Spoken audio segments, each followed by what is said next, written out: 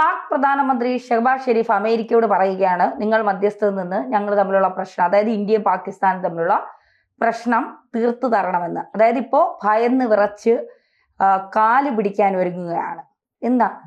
അതായത് പാകിസ്ഥാന്റെ എല്ലാ കാലത്തുമുള്ള ഒരു സ്വഭാവമാണ്, അവർക്ക് നിലനിൽക്കാനായിട്ട് വലിയ ബുദ്ധിമുട്ടാണ്. പ്രത്യേകിച്ച് നിലപാടും സ്ഥാനവും ഒന്നും ഇല്ലാത്ത രാജ്യമാണ്. ഈ പറയുന്ന അമേരിക്കയാണ് എല്ലാ കാലത്തും വന്ന് ഇവരുടെ അകത്ത് കയറി അടിച്ചിട്ട് പോവുക, അവരുടെ സൈനിക താവളങ്ങൾ ഉപയോഗിക്കുക, സ്വന്തം സൈനിക താവളത്തിൽ പോലും പാകിസ്ഥാന് പ്രവേശനമില്ലാതിരിക്കുക. ഈ പറയുന്ന ഭീകരന്മാരൊക്കെ ഉണ്ടെങ്കിൽ അവിടെ ബിൻ ലാദൻ്റെ കാര്യം അറിയില്ല, അവിടെ ഒന്ന് കൊന്നിട്ട് പോകും. പാകിസ്ഥാൻ അറിയുക പോലും ഇല്ല, അമേരിക്കൻ സേന വന്നിട്ട് കൊന്നിട്ട് പോകുമ്പോഴത്തേക്ക്. അപ്പോൾ ഈ പറയുന്ന നമ്മുടെ വിധേയൻ എന്ന് പറയുന്ന മലയാള സിനിമയിലുള്ള ഗോപകുമാർ അഭിനയിച്ച ഒരു കഥാപാത്രമുണ്ട്. ആ കഥാപാത്രത്തിൻ്റെ അവസ്ഥയാണ് പാകിസ്ഥാനുള്ളത്.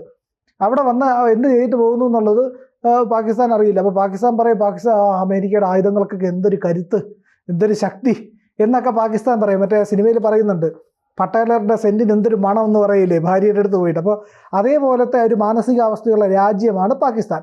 പാകിസ്ഥാൻ ഒരു സ്ഥാനവുമില്ല, സ്റ്റാൻഡുമില്ല, ഒന്നുമില്ലാത്ത ഒരു രാജ്യം. ആ രാജ്യം പറയുകയാണ് ഇന്ത്യയും പാകിസ്ഥാനും തമ്മിലുള്ള പ്രശ്നത്തിനകത്ത് അമേരിക്ക ഇടപെടണമെന്ന്. നമ്മൾ കൃത്യമായിട്ട് പറഞ്ഞിട്ടുണ്ട്, ഈ പറയുന്ന ഒരു തരത്തിലുള്ള മറ്റൊരു രാജ്യത്തിൻ്റെ ഇടപെടൽ ആവശ്യമില്ല, മധ്യസ്ഥത വഹിക്കാൻ വേറെ ആരും ഇങ്ങോട്ട് വരണ്ട. UN ഈ പ്രശ്നം കൊണ്ടുപോയത് തന്നെ ഏറ്റവും വലിയ അബദ്ധമായിരുന്നു. നെഹ്റുവിൻ്റെ കാലത്താണ് UN ഇന്ത്യ പാകിസ്ഥാൻ ഇഷ്യൂ ചെല്ലുന്നതും ഈ പാക് ഒക്കുപൈഡ് കാശ്മീർ എന്ന് പറയുന്ന മേഖല പാകിസ്ഥാൻ്റെ കയ്യിലായിരുന്നു. അങ്ങനെ ഒരു മണ്ടത്തരം നെഹ്റു കാണിച്ചില്ലായിരുന്നെങ്കിൽ ഇന്ന് ഇന്ത്യയുടെ ഈ പ്രദേശങ്ങൾ, ഈ ഭൂപ്രദേശങ്ങളെല്ലാം തന്നെ നമ്മുടെ കയ്യിലിരിക്കുമായിരുന്നു. പക്ഷേ അന്ന് തൊട്ട് നമുക്ക് തലവേദനയും തുടങ്ങി. അപ്പോൾ ഈ തരത്തിലുള്ള നിലപാടാണ് കോൺഗ്രസ് എല്ലാ കാലത്തും എടുത്തിട്ടുള്ളത്. ആർക്കെങ്കിലുമൊക്കെ വിധേയപ്പെടുക എന്ന് പറയുന്നത് കോൺഗ്രസിൻ്റെ പൊതു സ്വഭാവമാണ്. അതുകൊണ്ടാണ് കീഴടങ്ങൂ നരേന്ദ്ര എന്ന് ട്രംപ് പറഞ്ഞതായിട്ട് ഈ പപ്പുമോൻ ഇവിടെ കിടന്ന് കുറയ്ക്കുന്നത്. അപ്പോൾ ഈ പപ്പുമോൻ്റെ ഇങ്ങനെയുള്ള കാര്യങ്ങൾക്കും ജൽപ്പനങ്ങൾക്കും കാര്യമെന്ന് പറഞ്ഞാൽ ഇന്ത്യ വിരുദ്ധത മനസ്സിലുള്ളത് കൊണ്ടാണ്. കാരണം ഇറ്റാലിയൻ വിധേയത്വമാണല്ലോ ഉള്ളത്, ആ ചോര അതാണല്ലോ. അപ്പോൾ അങ്ങനെയുള്ള ഒരു വിധേയത്വത്തിൻ്റെ അടിസ്ഥാനത്തിൽ നിന്നുകൊണ്ടാണ് ഇത്തരത്തിൽ ഈ നമ്മുടെ പ്രതിപക്ഷ നേതാവായിട്ടുള്ള രാഹുൽ ഗാന്ധി ഈ ഓരോരോ വങ്കത്തരങ്ങൾ വിളിച്ച് പറയുന്നത്. ഇന്ത്യയുടെ ദേശീയ താല്പര്യത്തിന് വിരുദ്ധമായിട്ടാണ് രാഹുൽ ഗാന്ധിയുടെ നിലപാട്. ചോദിക്കുക, എത്ര വിമാനം തകർന്നു, ഇന്ത്യൻ പ്രധാനമന്ത്രിയോട് കീഴടങ്ങാനായിട്ട് അമേരിക്ക ആജ്ഞാപിച്ചു. എന്ത് നിലവാരമില്ലായ്മയാണെന്നുള്ള ആലോചിച്ച് നോക്കണേ. സ്വന്തം രാജ്യത്തിനോടല്ല മറ്റ് രാജ്യങ്ങളോടാ കൂറ്. പാകിസ്ഥാൻ പോലും പറഞ്ഞിട്ടില്ല ഞങ്ങൾ ജയിച്ചു എന്നേ പറഞ്ഞിട്ടുള്ളൂ, ഇന്ത്യ കീഴടങ്ങി പറഞ്ഞിട്ടില്ല. രാഹുൽ ഗാന്ധി പറയുക. അപ്പോൾ സ്വന്തം രാജ്യത്തോടല്ല കൂറ് എന്നുള്ളതാണ് ഇതിൽ നിന്ന് വ്യക്തമാകുന്ന കാര്യം. ഇത്രയും പറയുന്ന വിഷവിത്തായിട്ടുള്ള ഒരാളാണ് ഇന്ത്യയുടെ പ്രതിപക്ഷ നേതാവ്. ആലോചിച്ച് നോക്കണം, AKGയെ പോലുള്ള ആൾക്കാരിരുന്ന കസേരയാണ് പ്രതിപക്ഷ നേതാവ്. ആദ്യത്തെ പ്രതിപക്ഷ നേതാവ് AKG ആയിരുന്നു ഇന്ത്യയുടെ. അപ്പോൾ അങ്ങനെയുള്ള മനുഷ്യരിരുന്നതാണ്. അവർ പോലും കമ്മ്യൂണിസ്റ്റ് ആയിരുന്നിട്ട് പോലും ഇന്ത്യ വിരുദ്ധമായിട്ടുള്ള ഒരു നിലപാട് കമ്മ്യൂണിസ്റ്റുകളൊന്നും അങ്ങനെ എടുത്തിട്ടില്ല. അർബൻ നക്സൽസും ജിഹാദികളും ആയിട്ട് സങ്കര ഇനത്തിൽ ഇപ്പോൾ ഉണ്ടായിക്കൊണ്ടിരിക്കുന്ന കമ്മ്യൂണിസ്റ്റുകളാണ് ഇന്ത്യ വിരുദ്ധ നിലപാടെടുക്കാറുള്ളത്.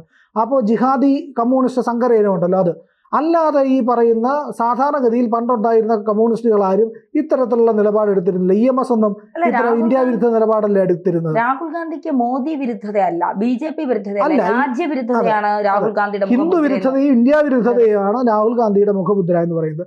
അപ്പോൾ ഇങ്ങനെ ഷഹബാസ് ഷെരീഫ് ഈ പറയുന്നതിന് അമേരിക്ക ഇടപെടണം, മധ്യസ്ഥത വഹിക്കണമെന്ന് മാത്രമല്ല, എങ്ങനെയാണോ വെടിനിർത്തലിന് അമേരിക്ക ഇടപെട്ടത് അത് ശ്ലാഘനീയമാണ്. ട്രംപ് ഇടപെട്ടതുകൊണ്ട് അത് നടന്നു എന്നൊക്കെയാണ് പറയുന്നത്. എന്തിനാണ് ഇന്ത്യ പറഞ്ഞതിന് നേരെ വിപരീതം പറയുക എന്നുള്ളതാണ് ഷഹബാസ് ഷെരീഫിൻ്റെ നയം. അതിന് വേണ്ടിയിട്ടാണ് ഈ പറയുന്നത്. ഒരിക്കലും അമേരിക്ക ഇടപെട്ടിട്ടില്ല എന്നുള്ളത് ഇന്ത്യ 100% വ്യക്തമാക്കി കഴിഞ്ഞു.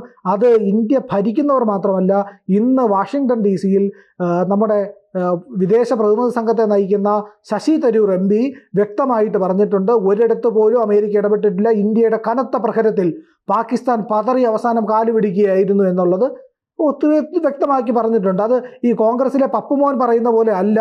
നട്ടലുള്ള ശശി തരൂറിന് കൃത്യമായ ദേശീയമായിട്ടുള്ള കാഴ്ചപ്പാടുണ്ട്. ഇന്ത്യക്കൊപ്പം നിൽക്കുക എന്ന് പറയുന്ന നിലപാടാണ് അദ്ദേഹം എടുക്കാറുള്ളത്. അതിൽ അദ്ദേഹം 100% ശരിയുമാണ്. അപ്പോൾ അങ്ങനെ ഒരു നീക്കം നടക്കുന്നു. അങ്ങനെ മുന്നോട്ട് പൊയ്ക്കൊണ്ടിരിക്കുകയാണ് ഈ ഷഹബാസ് ഷെരീഫ് പറയുന്നത് അമേരിക്ക ഇടപെടണമെന്നുള്ളത്. എന്തിനു വേണ്ടിയിട്ടെന്ന് പറഞ്ഞാൽ, ഇപ്പോൾ നടക്കുന്ന പാകിസ്ഥാനിലെ പ്രശ്നങ്ങൾ അതീവ രൂക്ഷമാണ്. POKയിൽ കാരക്കോറം ഹൈവേ ബ്ലോക്ക് ചെയ്തുകൊണ്ട് ചൈനയ്ക്ക് വലിയ ബുദ്ധിമുട്ടുണ്ടാക്കിക്കൊണ്ട് അവിടുത്തെ ജനങ്ങൾ പാകിസ്ഥാനെതിരെ സമരം ചെയ്യുന്നു. ബലൂചിസ്ഥാൻ ഇന്ന് സ്വതന്ത്രമാണോ നാളെ സ്വതന്ത്രമാണോ എന്നുള്ള ഒരു ആശങ്കയിൽ മാത്രമാണ് നിൽക്കുന്നത്. അവിടുത്തെ പോലീസ് സ്റ്റേഷനുകളുടെ എല്ലാം പ്രവർത്തനം BLO ഏറ്റെടുത്ത് കഴിഞ്ഞു. അതുപോലെ തന്നെ അവർ അതിർത്തി നിർമ്മാണത്തിലേക്ക് കടക്കുന്നു പാകിസ്ഥാനുമായിട്ടുള്ള എന്നൊരു ശ്രുതിയുണ്ട്. അങ്ങനത്തെ പ്രവർത്തനത്തിലേക്ക് പോകുന്നു. സായുധമായി കേന്ദ്രീകരിക്കാനായിട്ട് സിന്ധിലെ ജനങ്ങൾ തീരുമാനിച്ചു കഴിഞ്ഞു. അവർ സംഘടിക്കുന്നുണ്ട്. ആഗോളതലത്തിൽ തന്നെ പല പ്രദേശങ്ങളിലും പല രാജ്യങ്ങളിലും അവർ ഈ സിന്ധു ദേശം എന്ന് പറയുന്ന ആവശ്യം ഉന്നയിച്ചുകൊണ്ട് പരിപാടികളെല്ലാം സംഘടിപ്പിച്ചു തുടങ്ങി. പക്ഷേ ബലൂചിസ്ഥാനോ സിന്ധു ദേശമോ ഒക്കെ സെപ്പറേറ്റായി സ്വതന്ത്രമാകുന്നതിന് മുമ്പ് തന്നെ പഷ്തൂണിസ്ഥാൻ എന്ന് പറയുന്ന മേഖല പൂർണ്ണമായിട്ടും പാകിസ്ഥാൻ വിട്ടുപോകാനുള്ള എല്ലാ സാധ്യതകളും ഒരുങ്ങുകയാണ്.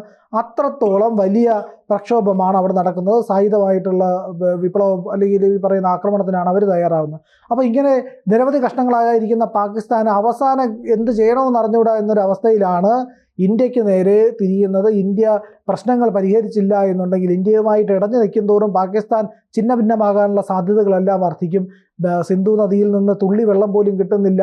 വരണ്ടുണങ്ങി കിടക്കുന്ന സിന്ധു നദിയുടെ നിരവധി വീഡിയോകൾ ഇപ്പോൾ തന്നെ സാമൂഹ്യ മാധ്യമങ്ങളിലുണ്ട്. കൃത്യമായിട്ടുള്ള വീഡിയോകളുണ്ട്. ചതുപ്പ് നിലമായിട്ട് ഈ സിന്ധു നദി ഒഴുകിയിരുന്ന ചെനാബ്, ഝലം, സത്ലജ് തുടങ്ങിയ നദികളെല്ലാം ഒഴുകുന്നതിൻ്റെ വീഡിയോകളൊക്കെ പുറത്തു വന്നു.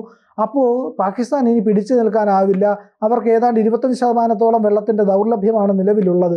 25% എന്ന് പറഞ്ഞാൽ 4/1 വെള്ളം അവർക്ക് കിട്ടുന്നില്ല. ഒന്ന് ആലോചിച്ച് നോക്കും. നമുക്ക് കിട്ടിക്കൊണ്ടിരുന്നതിൻ്റെ 4/1 വെള്ളം കിട്ടാതാവുന്നു എന്ന് പറഞ്ഞു കഴിഞ്ഞാൽ കേരളത്തിൽ 8 മണിക്കൂറെങ്കിലും വെള്ളം ഇല്ലാതിരിക്കും.